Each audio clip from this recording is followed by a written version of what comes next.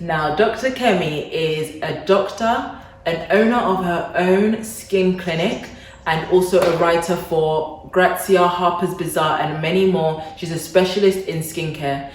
So once the hyperpigmentation is there, that's a different story. So now we've moved on from prevention now, and now we're looking at cure. Is it okay? Have you seen on Instagram people shaving their own face?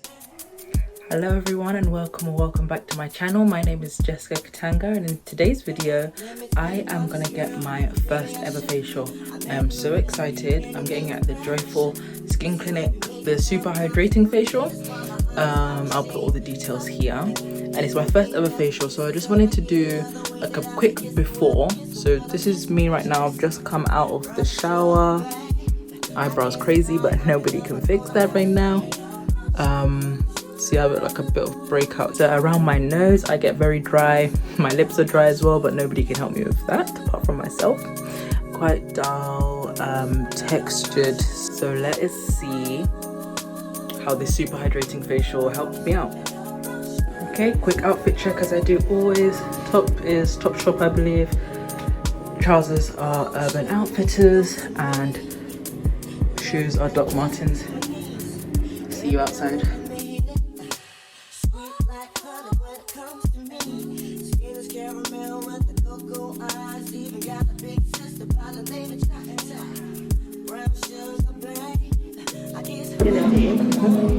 Is I'm gonna be talking you through each part, but don't feel as though you need to reply back to anything. Just relax, totally just rest and relax and just get into the zone.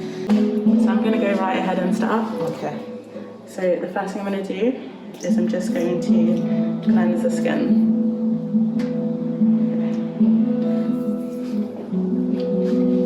Okay, it's gonna be a little bit cold. Okay.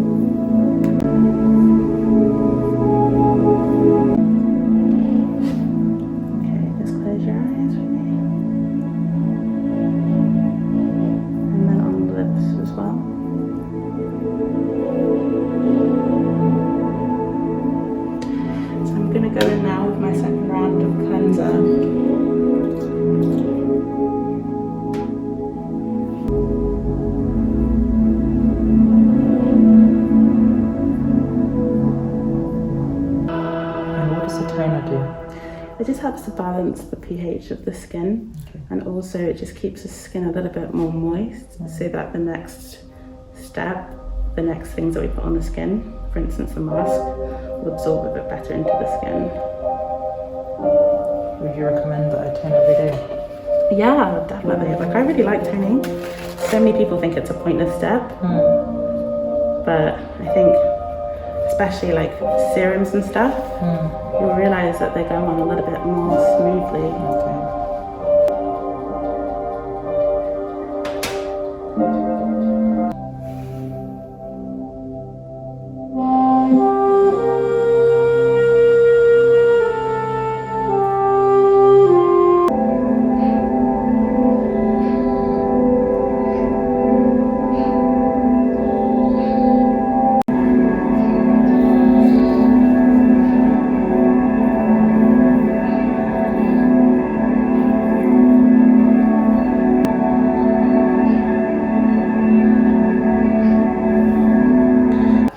Now, Dr. Kemi is a doctor, an owner of her own skin clinic, and also a writer for Grazia, Harper's Bazaar, and many more. She's a specialist in... Okay, so very annoyingly, some footage has been lost for when Dr. Fab was answering 3 questions, but she very kindly sent me voice notes. So let me just play them for you now, and then we'll jump in to the second half of her answer to your questions about hyperpigmentation. Let's go. To prevent texture and get rid of acne scarring, you need to have a diligent skincare routine that has a lot of active acne-fighting ingredients such as benzoyl peroxide and salicylic acid. Once acne scarring is there, and if it's severe, then you need to consider advanced treatments such as skin peels or microneedling to get rid of the texture.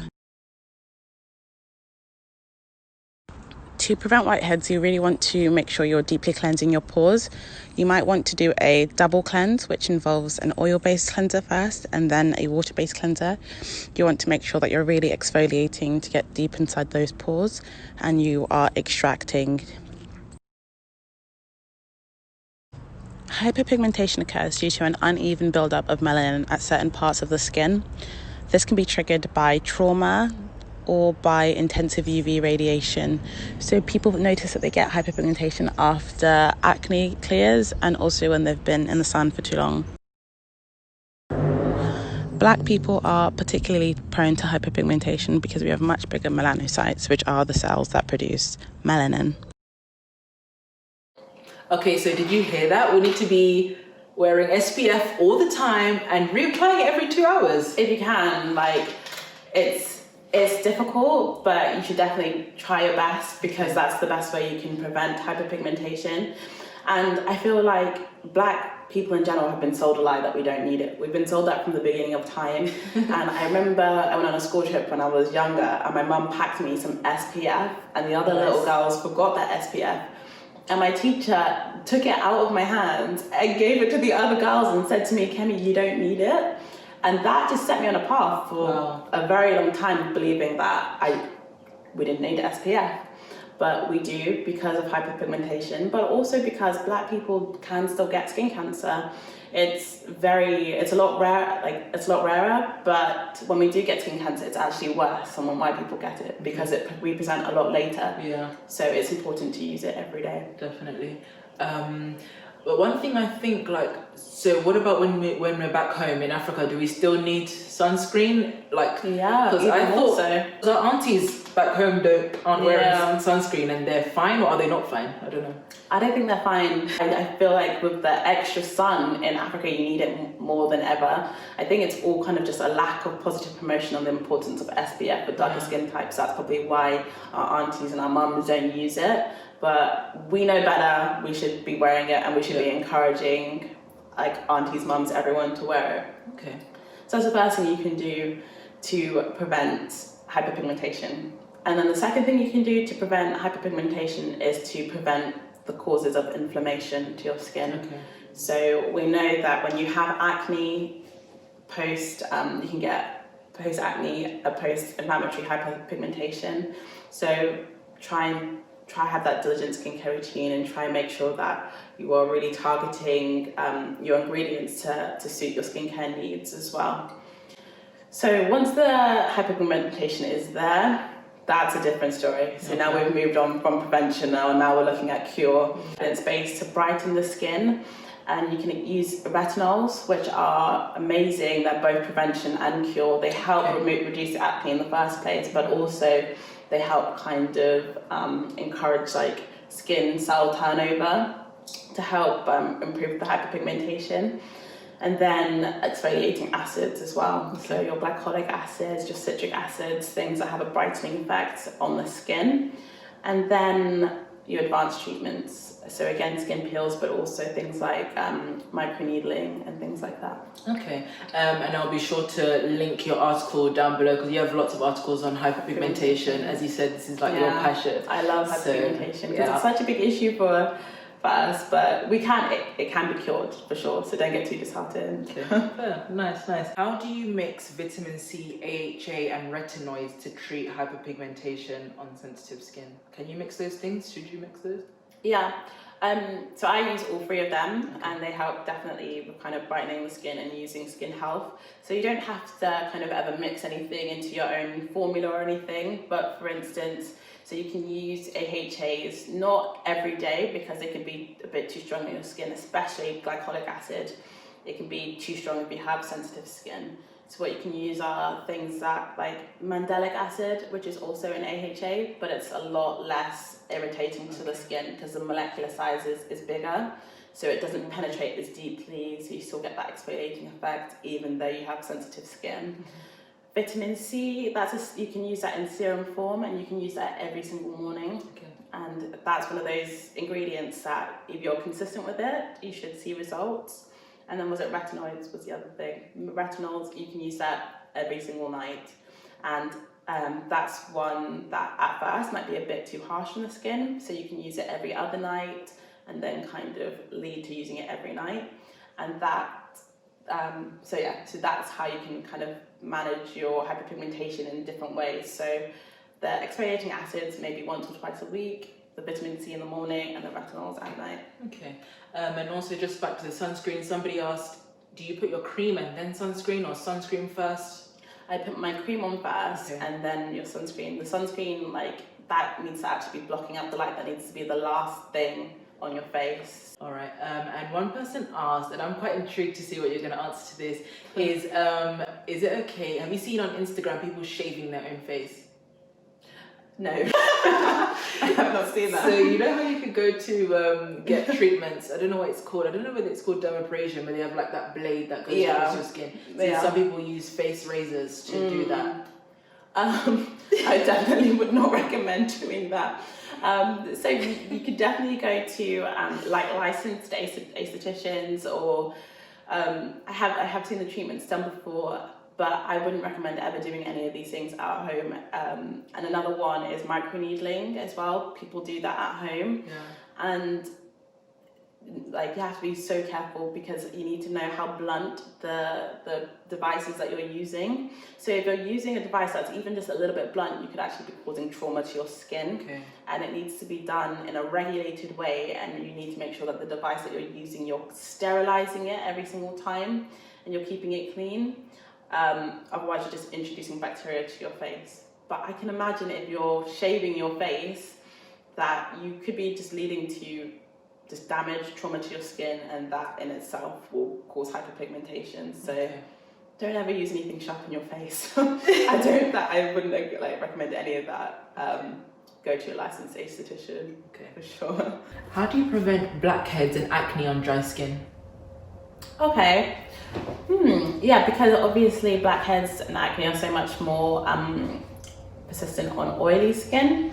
So on dry skin, this is a good question. I guess you need to just be making sure that you're doing all the same steps. You can still use products like retinols, you can still use products like exfoliating acids, but you have to make sure that if you're using these active ingredients, you're really diligent with your moisturizer as well. Because you might be thinking, okay, I can't be using these active ingredients that really dry out the skin, but you can. But just make sure that you're topping everything up with moisturizer as much as you need. So just understand your skin and understand like if it needs more moisturizer after these active ingredients. Where did you learn all of the things about skin yourself? Just like just because I have a particular interest in it. So I've enjoyed kind of looking at the literature, looking at scientific journals, trying to understand the science behind skincare. So those are kind of good ways to learn about it. But for instance, there's so much information available now, just for your regular online articles and blogs and things like that. But what I make sure I do is just back up everything that I'm reading and see if I can find this ingredient in like the peer-reviewed literature.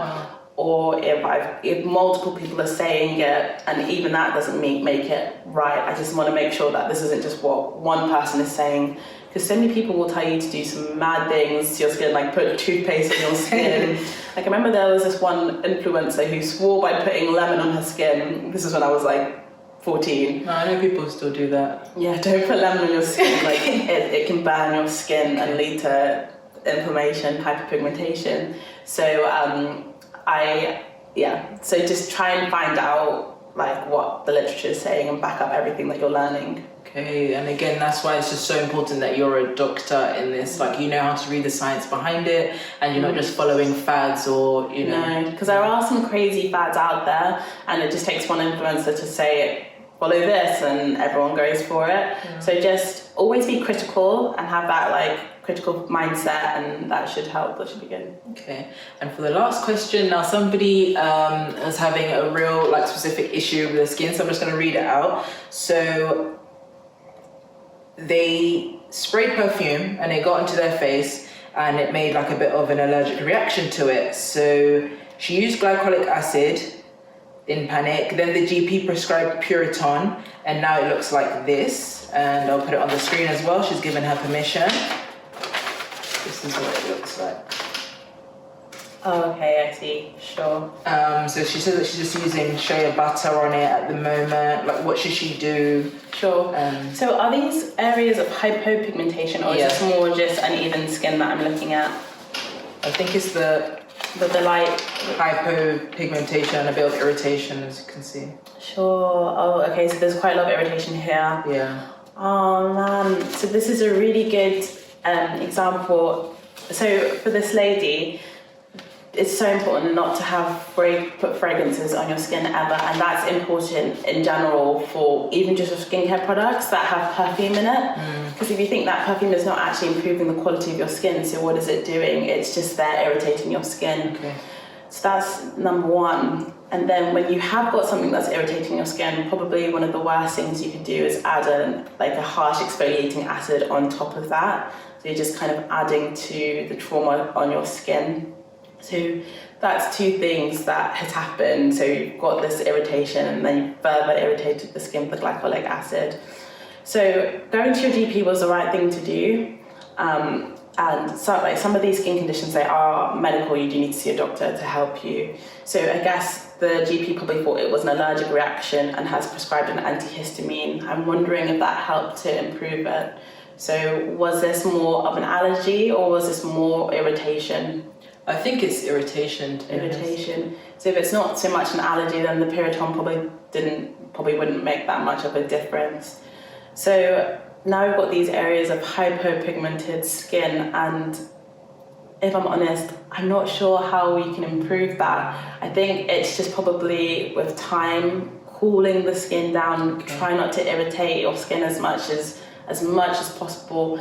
Probably just take a break with exfoliation in general. Don't use exfoliating scrubs. Try not to use exfoliating acids until your skin is just kind of cooled down.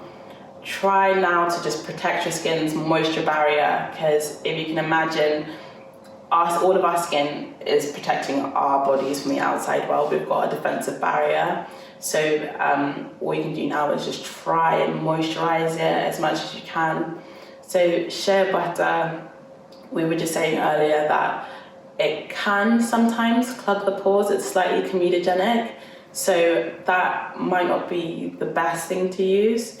Maybe use kind of just lotions such as CeraVe, Cetaphil, like these dermatology kind of prescribed lotions that can help protect your moisture barrier and just prevent any extra irritation or harm done. But don't panic too much. Just try and protect your skin as much as possible now. Use your SPF every single day, especially if your skin is irritated. Now it's probably even more hypersensitive to the sun. And then if you can, I'd also probably book another GP appointment and maybe get a referral to your dermatologist and see what they think.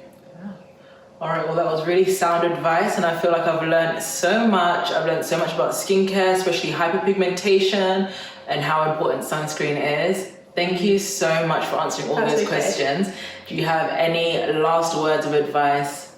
Last words of advice.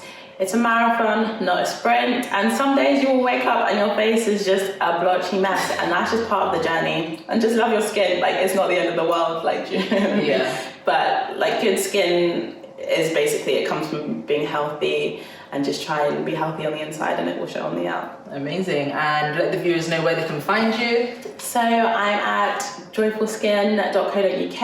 I'm at Dr Fab on Instagram, and I've got a little South London clinic space as well. Yeah. Amazing. And all those details will be in the description box below. Make sure you like if you like the video, comment down below which skincare tips you'll be taking today, and make sure you follow Dr Kemi on all the socials. and subscribe so you can join the gang and see the next video. So bye. Bye guys.